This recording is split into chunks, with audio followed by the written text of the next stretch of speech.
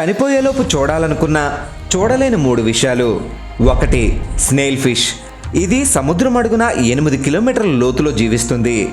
ఒకవేళ మనిషిని అంత లోతులో విడిచిపెడితే అక్కడున్న ప్రెజర్కి బాడీలో ఉండే బోన్స్ అండ్ ఆర్గాన్స్ డ్యామేజ్ అయ్యి ఆ నొప్పి తెలిసేలోపే ప్రాణం పోతుంది.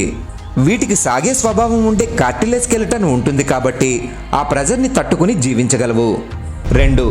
ఫైర్.